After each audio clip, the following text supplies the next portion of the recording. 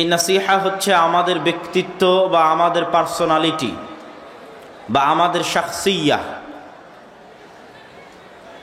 শাখসিয়াহ ব্যক্তিত্ব পার্সোনালিটি বাহ্যিক চোখে দেখার বিষয় নয়, বাস্তবে করার বিষয়। রাসূলুল্লাহ সাল্লাল্লাহু আলাইহি ওয়াসাল্লাম উন্নত পার্সোনালিটি, উন্নত ব্যক্তিত্বের অধিকারী ছিলেন। তার ব্যক্তিত্বের প্রভাব, তার ব্যক্তিত্বের হায়বাত তার অদৃশ্যেও বিদ্যমান থাকত। ওমর ইবনুল খাত্তাব রাদিয়াল্লাহু তাআলা আনহু এক মহান ব্যক্তিত্বের অধিকারী মুসলিম নেতা ছিলেন। তার ব্যক্তিত্বের প্রভাব, অদৃশ্য প্রভাব, তিনি মদিনায় বসে থাকলেও রোম এবং পারস্যের রাজধানী পর্যন্ত তার ব্যক্তিত্বের প্রভাবে কাঁপত। ব্যক্তিত্ব, পার্সোনালিটি এক ভিন্ন জিনিস। আমার উস্তাদ মুফতি সাঈদ আহমদ পালানপুরি যখন দার্সে প্রবেশ করেন, তার 10-15 মিনিট পূর্ব থেকেই 1500-2000 ছাত্রের দার্সগাহ পিন পতন নীরবতা বিরাজ করে। এর নাম ব্যক্তিত্ব, এর নাম পার্সোনালিটি, এরই আরবি নাম হচ্ছে শাখসিয়াহ। রাসূলুল্লাহ সাল্লাল্লাহু আলাইহি ওয়াসাল্লাম এবং তার সাহাবীগণ তাদের ব্যক্তিত্বকে গঠন করেছেন ন্যায় পরায়ণতার ভিত্তিতে, সত্যবাদিতার ভিত্তিতে, পারস্পরিক সহযোগিতার ভিত্তিতে। রাসূলুল্লাহ সাল্লাল্লাহু আলাইহি ওয়াসাল্লামের ব্যক্তিত্ব যেমন ছিল, হুবহু তার অনুকরণীয় ব্যক্তিত্ব ছিল আবু বকর রাদিয়াল্লাহু তাআলা আনহুর, যার উদাহরণ অসংখ্য ঘটনা এবং অসংখ্য হাদিসে বিদ্যমান আছে। কিন্তু দুঃখজনক হলেও সত্য যে আজকে মুসলিম উম্মাহ ব্যক্তিত্বের দিক থেকে, চারিত্রিক দিক থেকে সর্বনিম্ন স্তরে অবস্থান করছে। এই চারিত্রিক ব্যক্তিত্ব বলে আমি অবৈধ সম্পর্ক, জেনা, ব্যভিচার, বেহায়াপনা, বেলেল্লাপনাকে বুঝাচ্ছি না। আমি এই চারিত্রিক ব্যক্তিত্ব বলতে মানুষের আত্মমর্যাদা, আত্মসম্মান, মাথা উঁচু করে থাকার সাহস, বাতিলের সামনে মাথা নত না করা, সত্য বলতে পারার সাহস, সত্য বাস্তবায়ন করতে পারার সাহস, কম্প্রোমাইজ, আপোষ না করার মানসিকতা, এই যে মানসিকতাগুলো, এই বিষয়গুলো আমি বুঝাতে চাচ্ছি। এই বিষয়গুলো বুঝাতে গিয়ে আমি কিছু উদাহরণ, কিছু হাদিস এবং কিছু আয়াত আপনাদের সামনে তুলে ধরব। সম্মানিত উপস্থিতি, আজকের বিশ্বে আপনি যদি ইহুদিদের দিকে তাকান, হিন্দুদের দিকে তাকান, তাহলে তারা তাদের নিজ নিজ দিনের উপর, ভ্রান্ত দিনের উপর কট্টর। কোনো প্রকার কম্প্রোমাইজ, কোনো প্রকার আপোষের ধার তারা ধারে না। বাশার আল আসাদ যখন সিরিয়া ছেড়ে দিয়ে পালিয়েছে, তখন ইসরায়েল অন্তত 500-র অধিক জায়গায় সিরিয়াতে বোমা হামলা করেছে। না আমেরিকাকে জিজ্ঞেস করার প্রয়োজন মনে করেছে, না জাতিসংঘকে জিজ্ঞেস করার প্রয়োজন মনে করেছে। ইসরায়েল ভ্রান্তির ওপর হলেও তার নিজের দিনের ওপর সে কট্টর। আমি লন্ডনে ইহুদি পাড়ায় দেখেছি 90% অধিক ইহুদির মুখে দাঁড়িয়ে আছে। তারা তাদেরকে আল্লাহ পবিত্র কোরআনে অভিশপ্ত বললেও একজন ইহুদি পরোয়া করে না যে সে দাড়ি রাখলে দুনিয়ার মানুষ কি বলবে। সে তার নিজের দিনের উপর কট্টর। আপনারা কতটুকু হালাল হারামের বিধান মানেন আমার জানা নাই, কিন্তু আপনার যদি কোনো ইহুদির সাথে সাক্ষাৎ হয়, তাহলে কোশার ফুড, তাদের হালাল হারামের বিধিবিধান মানতে একজন ইহুদি কত কঠোর, কত কট্টর, তা আপনি ইহুদির সাথে সাক্ষাৎ হলে বুঝতে পারবেন। এমন কোনো ইহুদি হোটেল নাই, ইহুদি রেস্টুরেন্ট নাই বহির্বিশ্বে যে কাউকে ফোন করে জিজ্ঞেস করতে পারেন যে ইহুদি রেস্টুরেন্ট, হোটেল, ছোট পেঁয়াজির দোকানও যদি হয়, ছোটোখাটো গ্রামের রেস্টুরেন্টও যদি হয় ধুলাউড়ি হাটের, তো প্রত্যেকটা হোটেল রেস্টুরেন্টে একজন করে মৌলানা, হুজুর, পাদ্রি, ইহুদি রাবাই নিয়োগ দেওয়া আছে। ওই ইহুদি রাবাইয়ের কোনো কাজ নাই। মুরগি জবাই করার সময় মুরগি জবাই করবে, ডিম ভাঙার সময় ডিম ভেঙে দিবে, খাবার হালালভাবে তৈরি হচ্ছে কিনা শুধু এটা দেখবে, এটাই কাজ। এটার জন্য প্রত্যেকটা রেস্টুরেন্ট, প্রত্যেকটা হোটেলে একজন ইহুদি রাবাইকে নিয়োগ দেওয়া আছে। কতটা কঠোর নিজের দিনের উপর, তা আপনি তাদের সাথে উঠা বসা করলে বুঝবেন। শুধু তাই নয়, পার্শ্ববর্তী দেশ ভারতের উদাহরণ নেন। 1947 সালে ভারত প্রতিষ্ঠিত হয়েছিল সেকুলারিজমের ওপর। জওহরলাল নেহরু, গান্ধী, মাওলানা আবুল কালাম আজাদ ধর্মনিরপেক্ষ মতবাদের উপর ভারতকে প্রতিষ্ঠা করেছিলেন। আর 1947-এ পাকিস্তান, বাংলাদেশ প্রতিষ্ঠা হয়েছিল ইসলামের নামে মুসলমানদের জন্য। কিন্তু আজ 70 বছর পর, 75 বছর পর 2025 সালে এসে দুঃখজনক হলেও সত্য, ভারত তাদের দিন হিন্দুত্ববাদ একটি ভ্রান্ত দিন হওয়ার পরেও, হিন্দুত্ববাদ একটি বাতিল দিন হওয়ার পরেও ভারত রাষ্ট্রীয়ভাবে হিন্দুত্ববাদের উপর গত 10 বছর ধরে প্রতিষ্ঠিত আছে, পৃথিবীর কাউকে পরোয়া করে না। আর তার বিপরীতে বাংলাদেশ এবং পাকিস্তান 1947-এ ইসলামের নামে তৈরি হলো। আজ 70 বছর পর পাকিস্তান আর বাংলাদেশ পাল্লা দিয়ে ধর্মনিরপেক্ষ রাষ্ট্র, পাল্লা দিয়ে সেকুলার কান্ট্রি হওয়ার জন্য বিশ্বের কাছে কেমনে তুলে ধরা যায় যে না, আমরা কট্টর ইসলামপন্থী নই, আমরা কট্টর মুসলমান নই, আমরা উদারপন্থী ধর্মনিরপেক্ষ মতবাদে বিশ্বাসী মুসলমান, এটি তুলে ধরার জন্য পাল্লা দিয়ে প্রতিযোগিতা করতেছে। সম্মানিত উপস্থিতি, গত কয়েকদিন আগে আপনারা দেখেছেন যে বাংলাদেশের চাঁপাইনবাবগঞ্জ সীমান্তে বিজিবি এবং বিএসএফের যে উত্তেজনা, এই উত্তেজনাকে কেন্দ্র করে দেখবেন আমাদের জেনজি যুবক সমাজ, তরুণ সমাজ ফেসবুক, ইউটিউব, টুইটার, টিকটকে ট্রল করতেছে, ভারতের মানুষদেরকে নিয়ে ট্রল করতেছে। তাদের দাবি অনুযায়ী বাংলাদেশের মানুষ সাহসী, তাদের দাবি অনুযায়ী বাংলাদেশের মানুষ বীর পুরুষ, আর ভারতের মানুষ ভীরু কাপুরুষ, তাদের দাবি অনুযায়ী। আমি তাদেরকে উদ্দেশ্য করে বলতে চাই, আমি বাংলাদেশের যুবক সমাজকে উদ্দেশ্য করে বলতে চাই, যদি তোমরা দাবি করো যে তোমরা সাহসী, যদি তোমাদের বুকে দম থাকে যে তোমরা সাহসী, তাহলে দেখো তোমাদের পার্শ্ববর্তী দেশ ভ্রান্ত হওয়ার পরও তার হিন্দুত্ববাদকে রাষ্ট্রে প্রতিষ্ঠিত করে কট্টরভাবে, বেপরোয়াভাবে হিন্দুত্ববাদের প্রচার সারা পৃথিবীতে করছে, তার দেশে করছে। আর তুমি বলছো আমি সাহসী মুসলমান, তো তুমি যদি সাহসী মুসলমান হও, তোমার দেশেও তুমি ইসলামকে প্রতিষ্ঠা করো। কিন্তু তুমি তো ভীরু কাপুরুষতার সাথে মিনমিন করে বলো যে না আমি সেকুলার, তাহলে ভীরু কাপুরুষ ওই হিন্দু নয়, ভীরু কাপুরুষ তোমরা, ভীরু কাপুরুষ আমরা। সম্মানিত উপস্থিতি, এই যে ছাড় দেওয়ার মানসিকতা নিজের দিনে, এইটা এসেছে গোলামি থেকে, কলোনিয়াল মাইন্ড সেট আপ, ঔপনিবেশিক গোলামি। উপনিবেশ মানে কি? কলোনি কাকে বলে? আমরা ব্রিটিশদের কলোনি ছিলাম, তার মানে কি? তার মানে হচ্ছে আমি যদি ব্রিটিশের একটা অঙ্গরাজ্য হতাম সেটা ভিন্ন কথা, তাহলে ব্রিটিশের অঙ্গরাজ্য হলে আমার স্বাধীনতা আর ব্রিটিশ নাগরিকদের মতোই থাকতো।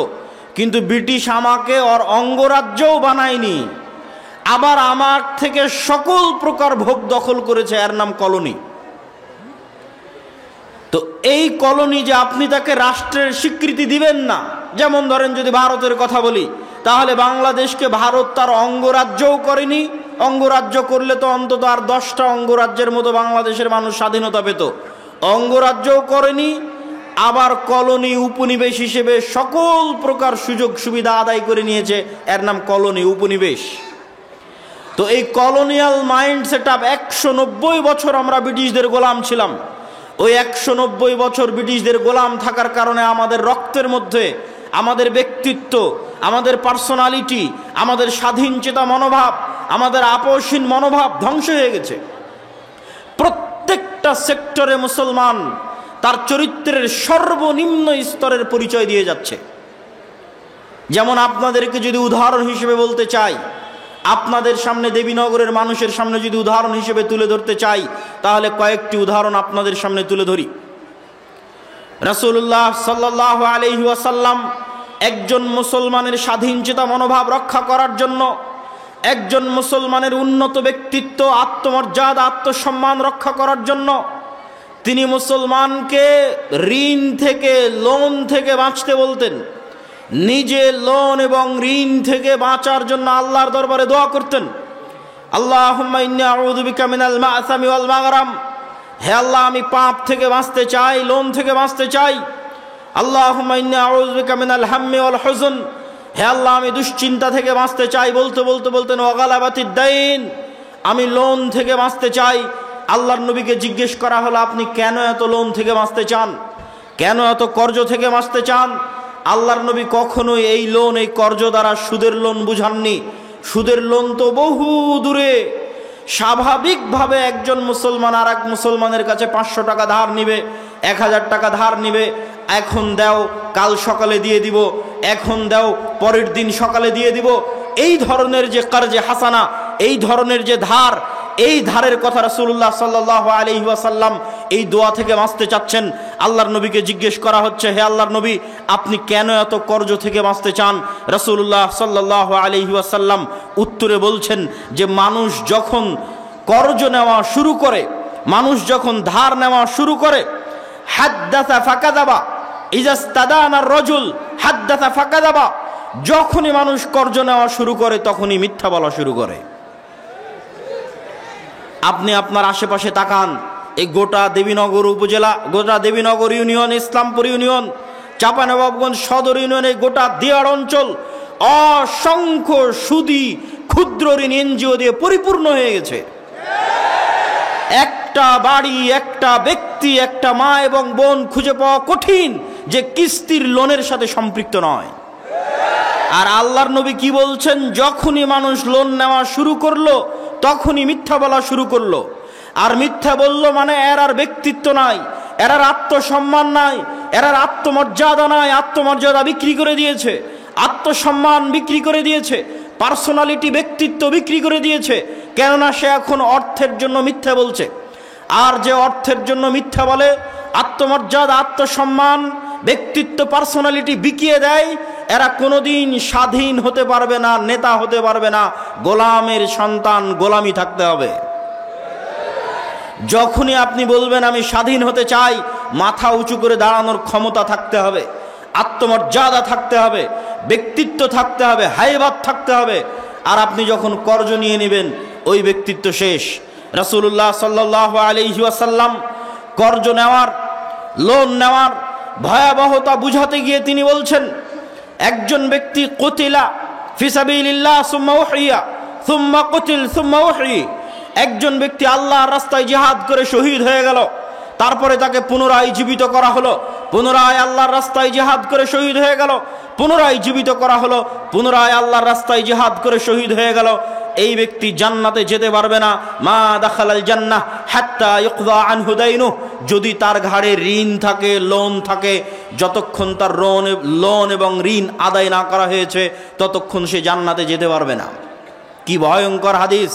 সম্মানিত উপস্থিতি, কেন লোনের কথা নিয়ে আসলাম? এই জন্য নিয়ে আসলাম, বক্তব্যের বিষয়বস্তু ব্যক্তিত্ব, পার্সোনালিটি। ইসলামের অর্থনীতির মূল ভিত্তি হচ্ছে আপনাকে অল্পে সন্তুষ্ট থাকতে হবে। সুদের ভিত্তিতে লোন বহু পরে। এই হাদিসগুলো আসতেছে স্বাভাবিক কর্জে হাসানার জন্য। যত হাদিস এতক্ষণ যাবৎ বলতেছি, আল্লাহর নবীর দোয়া তুলে ধরতেছি, সব স্বাভাবিক কর্জে হাসানা। স্বাভাবিক কর্জে হাসানাও তখন নিতে পারবে যখন ছেলে মেডিকেলে, মেয়ে মেডিকেলে, বিবাহের খরচ দিতে পারছে না, চিকিৎসার খরচ দিতে পারছে না, তখন নিবে কর্জে হাসানা।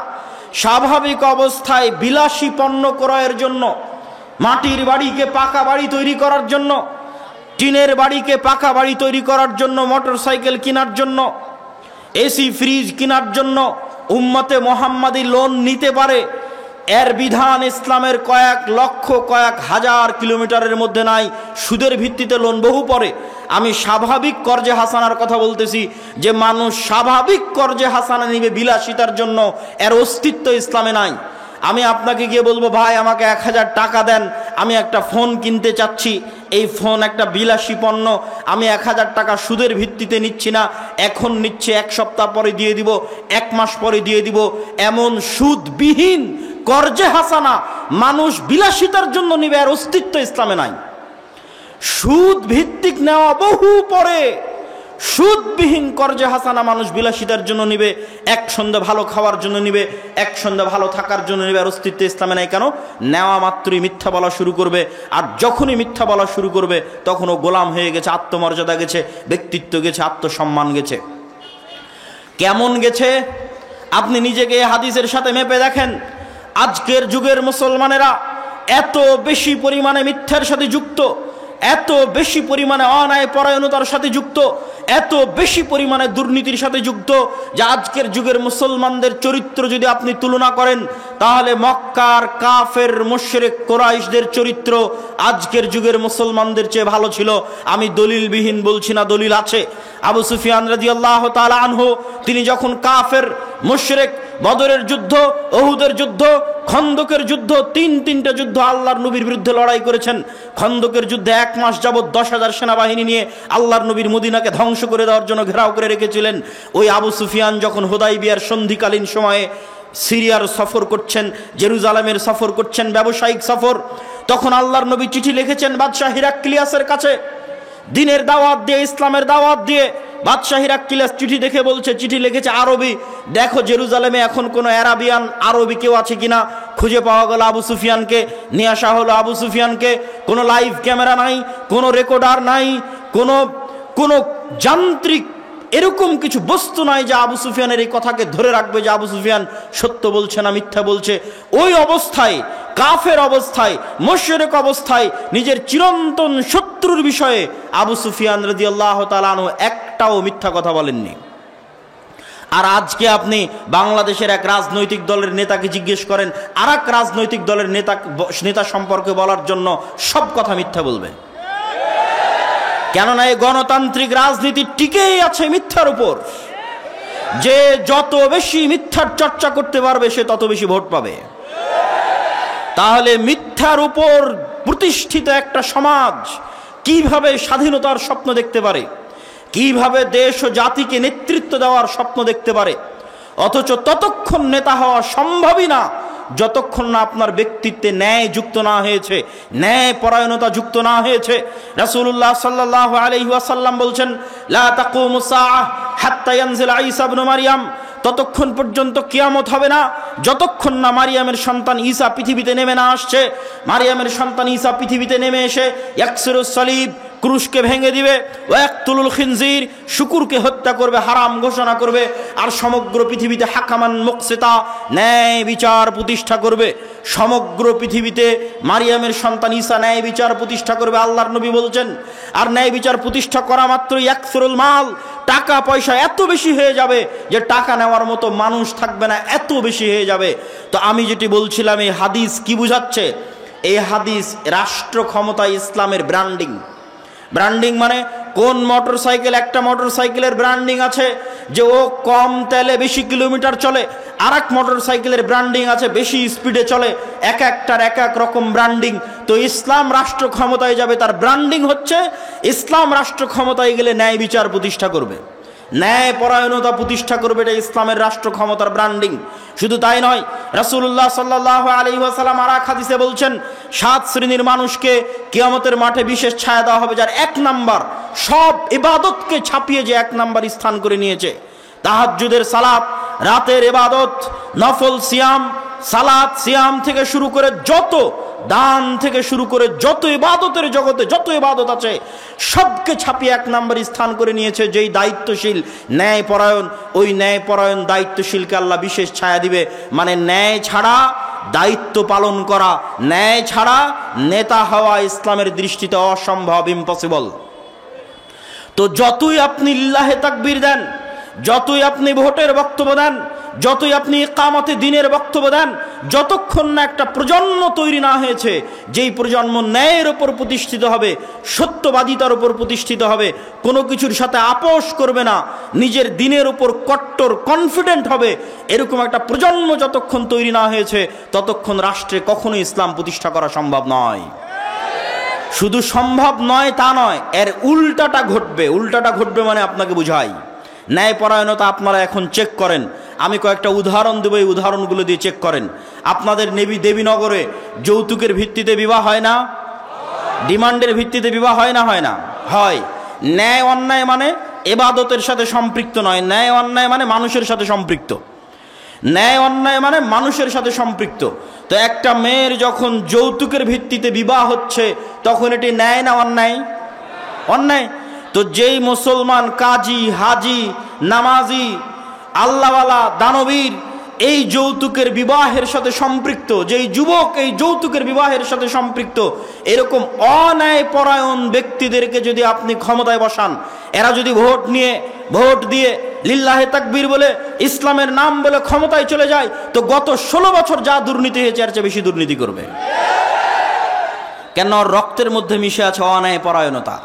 ও আর একজন পিতার কন্যার সাথে এবং ওই পিতার সাথে অন্যায় পরায়ণতা করেছে, ওকে রাষ্ট্রের দায়িত্ব দিলে এর চেয়ে বড় দুর্নীতিবাজ হবে। শুধু তাই নয়, পিতার সম্পত্তি বন্টনের ক্ষেত্রে দেখবেন যে আপনি ন্যায় পরায়ণ কিনা মাপেন নিজেকে।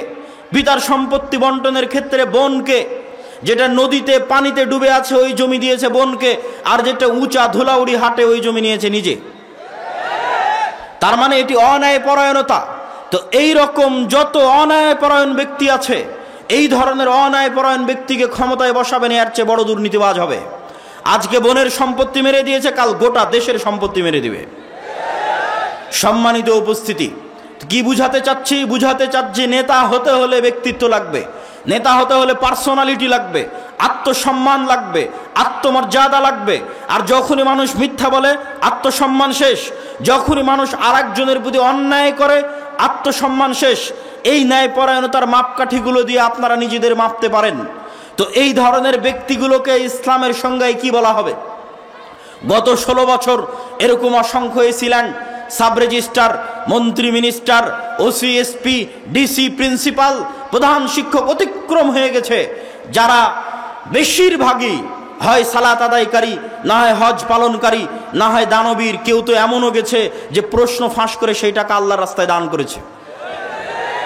তো তাদেরকে আপনি কি দিয়ে সংজ্ঞায়িত করবেন? কিন্তু ওই দায়িত্ব পালনের সময় সে খেয়ানত করছে। ওসি তার দায়িত্ব পালনে খেয়ানত করছে, তাকে প্রশ্ন রক্ষার দায়িত্ব দেওয়া হয়েছে, দায়িত্ব পালনে খেয়ানত করছে। দেশের টপ টু বটম প্রত্যেকটা স্তর দুর্নীতিগ্রস্ত। তাহলে এই দুর্নীতিগ্রস্ত সমাজকে আপনি কি দিয়ে সংজ্ঞায়িত করবেন? রাসূলুল্লাহ সাল্লাল্লাহু আলাইহি ওয়াসাল্লাম বলছেন, 4টা বৈশিষ্ট্য যদি মানুষের মধ্যে থাকে, মুনাফিকান খালিসা, সে স্পষ্ট নির্ভেজাল মুনাফিক। ইজা হাদ্দাথা কাযাবা, যখন কথা বলে মিথ্যা বলে, ওয়াদা করলে ভঙ্গ করে, দায়িত্ব দেওয়া হলে, আমানত দেওয়া হলে ওই দায়িত্বের সাথে খেয়ানত করে, এরা মুনাফিক। এবার আপনি নিজের দিকে তাকান, আশেপাশে তাকান, কয়টা মুসলমানকে আপনি মুনাফিকের খাতা থেকে বাদ দিবেন? কয়জন নামাজি দানবীরকে আপনি মুনাফিকের খাতা থেকে বাদ দিবেন? কিন্তু আপনার প্রশ্ন জাগতে পারে, কেন তাহলে তারা সালাত আদায় করে, কেন সিয়াম পালন করে, কেন তাহাজ্জুদের সালাত আদায় করে, কেন হজ করতে যায়, কেন প্রধান অতিথি হয়ে দান করে? মূলত তারা মুনাফিক। মানুষের সাথে অন্যায় করেছে, মিথ্যা বলেছে, মুনাফিক। নিজের স্ত্রীর প্রতি অন্যায় করেছে, মুনাফিক। নিজের সন্তানের প্রতি অন্যায় করেছে, এক সন্তানকে বঞ্চিত করে আর এক সন্তানকে সব সম্পত্তি লিখে দিয়েছে, মুনাফিক। নিজের বোনের প্রতি অন্যায় করেছে, জমি বন্টনে ন্যায় করেনি, মুনাফিক। বিবাহ করার সময় যৌতুক নিয়েছে, মুনাফিক, কারণ অন্যায় করেছে মানুষের সাথে। এরকম জীবনের প্রত্যেকটা সেক্টরে ন্যায়পরায়ণতা খুবই ভয়াবহ, খুবই গুরুত্বপূর্ণ। এমনকি সন্তান সন্ততিদেরকে চুমু দিতে গিয়েও ন্যায় প্রতিষ্ঠা করার কথা আল্লাহ বলেছেন। বিবাহ করতে গিয়েও আল্লাহ বলেছেন, যদি একের অধিক বিবাহ করতে চাও আগে নিশ্চিত করো ন্যায় প্রতিষ্ঠা করতে পারবা কিনা। ন্যায়পরায়ণতা প্রতিষ্ঠা করা খুবই গুরুত্বপূর্ণ এবং খুবই কঠিন, খুবই ভয়াবহ বিষয়। এরকম যতজন নিজ নিজ জীবনের সেক্টরে ন্যায় প্রতিষ্ঠা করতে পারেনি, দায়িত্বের আমানতের খেয়ানত করেছে, মিথ্যা বলেছে, তাদেরকে আল্লাহ নবী এক বাক্যে বলে দিলেন, এরা হচ্ছে মুনাফিক। এই সমস্ত মুনাফিকেরা তাদের মুনাফিকি ঢাকার জন্য নামাজ পড়ে। এই সমস্ত মুনাফিকেরা তাদের মুনাফিকি ঢাকার জন্য কোটি কোটি টাকা দান করে দানবীর শাস্তে চায়। এই ধরনের মুনাফিকেরা তাদের মুনাফিকি ঢাকার জন্য হজ করতে যেতে চায় যে আমি হাজি, কিন্তু মুনাফিক তার বোনকে তার সম্পত্তিতে ন্যায়ের সাথে ভাগ দেয়নি। মুনাফিক, এই ধরনের মুনাফিক সম্প্রদায় দিয়ে কখনোই মুসলিম জাতির মুক্তি হবে না, হবে না, হবে না। কেমন সম্প্রদায় লাগবে? মুহাম্মদ সাল্লাল্লাহু আলাইহি ওয়াসাল্লামের মতো সত্যবাদী ন্যায়পরায়ণ, জন্মই হয়েছে সত্যবাদীদের উপর, ন্যায়পরায়ণতার উপর। ওমর ইবনুল খাত্তাবের মতো আপোষহীন, কোনো কিছুতে ছাড় দেওয়ার মানসিকতা নাই দিনের বিষয়ে, এরকম সত্যবাদিতা ন্যায়পরায়ণতার উপর যখন হৃদয় ফ্রেশ, তখন এবার সালাত আদায় করছে। কারো নামে গীবত করে না, কারো নামে অপবাদ দেয় না, কারো পিছে পড়ে না, লোন এবং কর্জের ধার ধারে না, যেখানে গেলে মাথা নত হতে পারে, যেখানে গেলে মিথ্যা বলা লাগতে পারে তার ধার ধারে না। এরকম সত্যবাদী, আমানতদার, ন্যায়পরায়ণ একদল প্রজন্ম যদি দাঁড়িয়ে যায়, তো ওই প্রজন্ম যখন সালাত আদায় করবে, সিয়াম পালন করবে, হজ করবে, দান করবে, ওমরা করবে, ওই প্রজন্মের হাত দিয়ে ইসলামের বিজয় হবে ইনশাআল্লাহ। অতএব আমি উপস্থিত দেবীনগরের আজকের উপস্থিত মুসল্লিদের উদ্দেশ্যে উদাত্ত আহ্বান জানিয়ে বলতে চাই যে আমাদের, আপনাদের ব্যক্তিত্ব, আপনাদের পার্সোনালিটি, আপনাদের আত্মমর্যাদা, আত্মসম্মানকে হেফাজত করুন, রক্ষা করুন। একজন মুসলমানের যেমন হওয়া উচিত। মুসলমানদের অবস্থা দেখলে আমার নিজের লজ্জা লাগে। যখন আমেরিকা এবং ইউরোপে দেখি মুসলমানেরা মিথ্যার উপর তার রুজি পরিচালনা করছে, মিথ্যা বলে ইউরোপে প্রবেশ করেছে, মিথ্যা বলে আমেরিকায় গেছে, মিথ্যা বলে ইনকাম করছে, মিথ্যা বলে আর এক কাফের মুশরিকের কাছে অতিরিক্ত টাকা কামানোর জন্য মিথ্যা বলতেছে, পুরো জীবনটা মিথ্যার উপর পার করে দিচ্ছে। এরকম মিথ্যুক জাতি দিয়ে কিভাবে নেতা হবে, কিভাবে মুক্তি পাবে? অসম্ভব, হতে পারে না। আপনাকে আপনার দিনের উপর কট্টর হতে হবে, সত্যবাদিতা এবং ন্যায়পরায়ণতায় ফিরে আসতে হবে। শুধু তাকবীর ধ্বনি দিয়ে, শুধু ভোটের বক্তব্য দিয়ে, গণতন্ত্রের বক্তব্য দিয়ে ইসলামকে বিজয় করা সম্ভব নয়। সম্মানিত উপস্থিতি, বক্তব্যের শেষের দিকে চলে এসেছি। আজকে দেখছি আমরা ইসলামকে বিজয় করার জন্য, সামগ্রিকভাবে বিজয় করার জন্য এই মৌলিক বিষয়গুলোর প্রতি ফোকাস না করে এখনই হাজার হাজার কোটি কোটি মানুষের ভোট নিয়ে ক্ষমতায় চলে যেতে হবে। এই যে টেন্ডেন্সি, ডেমোক্রাসিকে রব মানার, ইলাহ মানার, গণতন্ত্রকে ইলাহ বানিয়ে দেওয়ার যে টেন্ডেন্সি, যে মন মানসিকতা, সমাজতন্ত্র, ধর্মনিরপেক্ষ মতবাদকে ইলাহ বানিয়ে দেওয়ার যে মন মানসিকতা, এই মন মানসিকতার উপর কুঠারাঘাত করেছেন আল্লামা ইকবাল। আল্লামা ইকবাল বলেছেন, আজকের আধুনিক যুগের আজরেরা, তারা আধুনিক যুগের আজর মানে ইব্রাহিমের পিতা আজর মূর্তি বানিয়েছিল, আজকের যুগের আজরেরা নতুন মূর্তি বানিয়েছে। ইনসারে খুদাও মে বড়া সবসে ওয়াতান হ্যায়। আজকে মানুষ ইবাদতের জন্য যত মূর্তি বানিয়েছে, তার মধ্যে একটা গণতন্ত্র, একটা সমাজতন্ত্র, একটা ধর্মনিরপেক্ষ মতবাদ, সেকুলারিজম। এই মূর্তিগুলোর আজকের যুগে মানুষ পূজা করতেছে, আজকের যুগে মানুষ ইবাদত করতেছে। অথচ তাওহীদ মানে আমাই ইয়াকফুর বিত-তাগুত ওয়া ইউমিন বিল্লাহ, আগে তাগুতকে অস্বীকার করতে হবে, তারপরে ঈমান আনয়ন করতে হবে।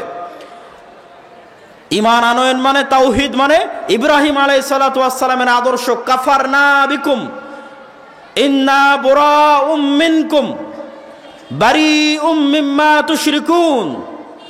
এগুলো ইব্রাহিম আলাইহিস সালামের নিজের মুখের বাক্য যে আমি তোমাদের থেকে মুক্ত, আমি অস্বীকার করছি ওই সমস্ত মূর্তির, ওই সমস্ত শিরকের যার তোমরা পূজা করো। আজকে যদি মুসলমানেরা বলতে চায় যে হ্যাঁ তাদের ঈমান পরিপূর্ণ, তাহলে আগে এই সমস্ত নতুন মূর্তিগুলোকে অস্বীকার করতে হবে।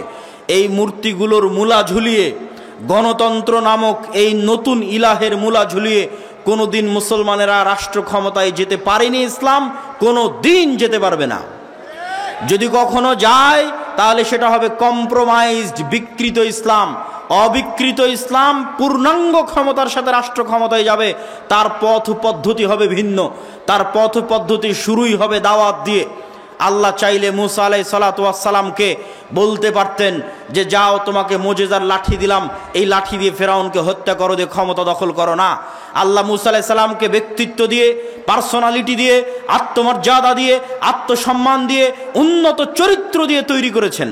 গোলাম হিসেবে মিথ্যার উপর, ধোঁকার উপর, দুর্নীতির উপর তৈরি করেননি।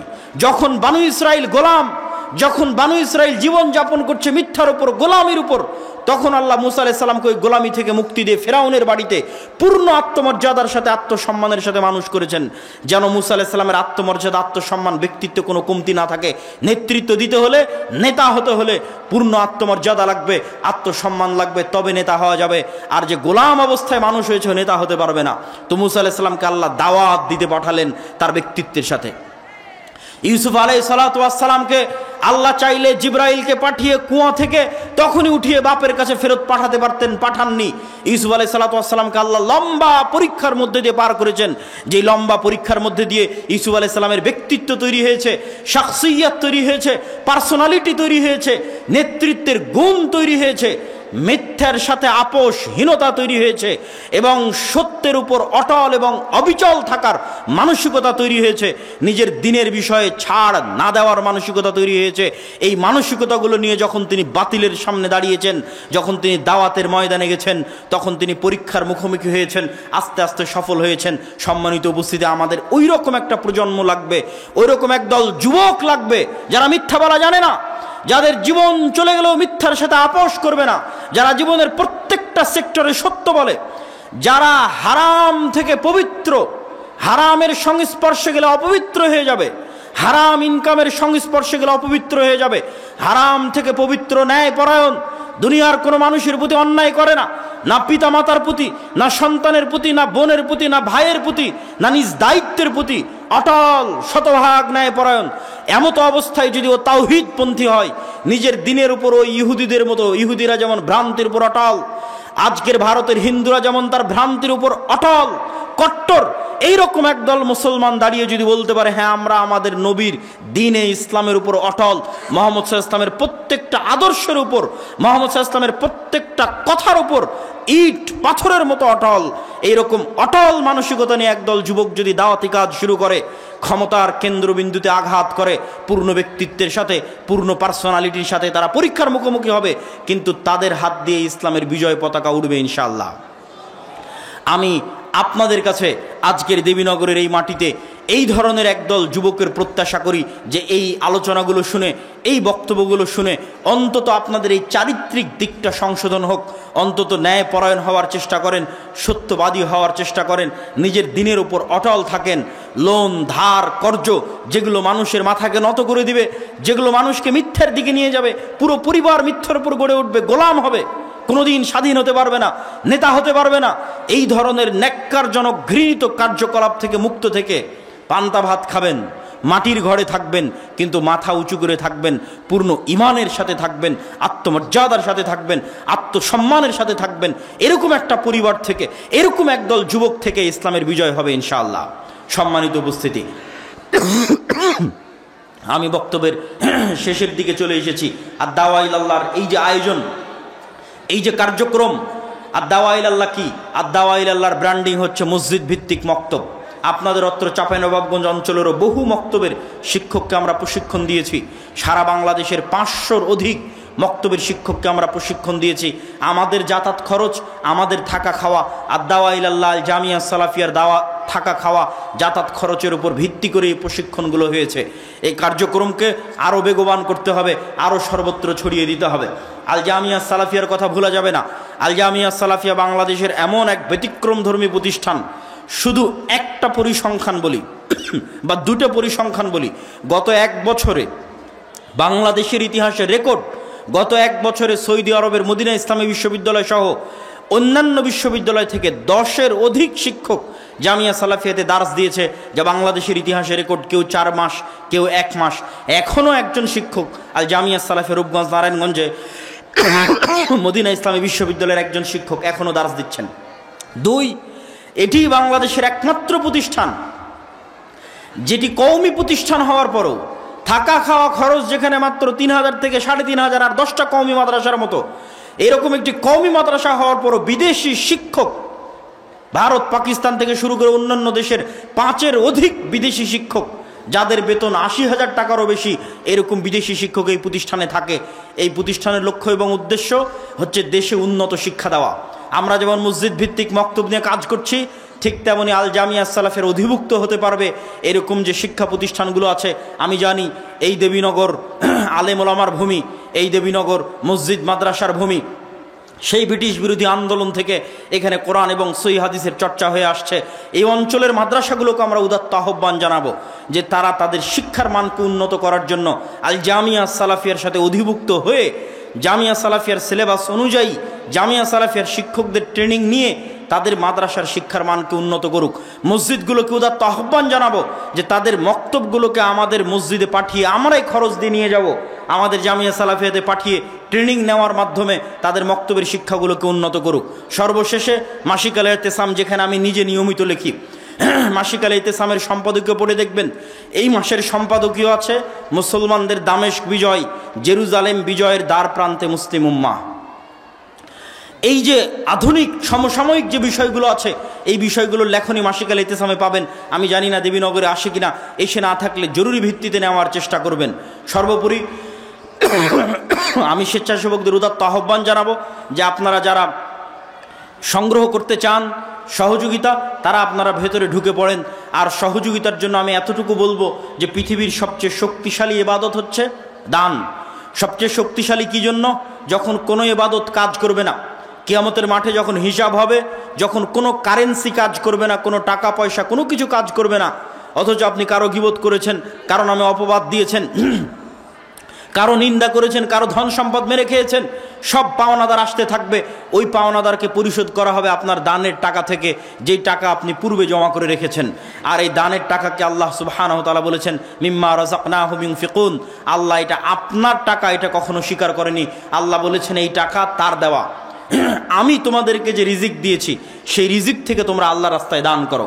সম্মানিত উপস্থিতি, আমি সকলকে উক্ত ইসলামী সম্মেলনে দান করার উদাত্ত আহ্বান জানিয়ে আগামী 30 ও 31 জানুয়ারি আল জামিয়া সালাফিয়া দিনাজপুরে সালাফি কনফারেন্স আছে।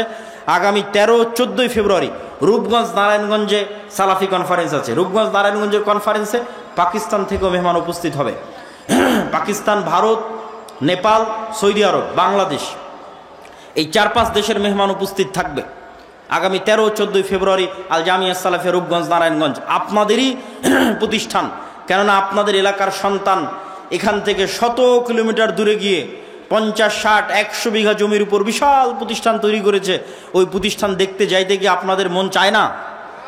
চাওয়া উচিত, প্রত্যেকের মনে স্বাদ জাগা উচিত যে আমাদের এলাকার সন্তান আমাদের এলাকা থেকে এত দূরে ঢাকায় গিয়ে পূর্বাচল আন্তর্জাতিক বাণিজ্য মেলার পাশে এত বিশাল প্রতিষ্ঠান, নিজের প্রতিষ্ঠান মনে করে ওই প্রতিষ্ঠান দেখতে যাবেন। আগামী 13-14 ফেব্রুয়ারি রূপগঞ্জ নারায়ণগঞ্জের সালাফি কনফারেন্সে উপস্থিত হওয়ার উদাত্ত আহ্বান জানিয়ে আমি আজকে আমার সংক্ষিপ্ত বক্তব্য এখানেই শেষ করছি। ওয়া আখির দাওয়ানা আনিল হামদুলিল্লাহি রাব্বিল আলামিন। আসসালামু আলাইকুম ওয়া রাহমাতুল্লাহি ওয়া বারাকাতুহু। আসসালামু আলাইকুম। ছোট ভাইদেরকে বলবো আপনারা সবাই চাদর নিয়ে ঢুকে পড়ুন। মহিলাদেরকে বলবো চাদর নিয়ে ঢুকে পড়ুন। সবাই বলুন আসলে আল্লাহ এই মহাসম্মেলনটাকে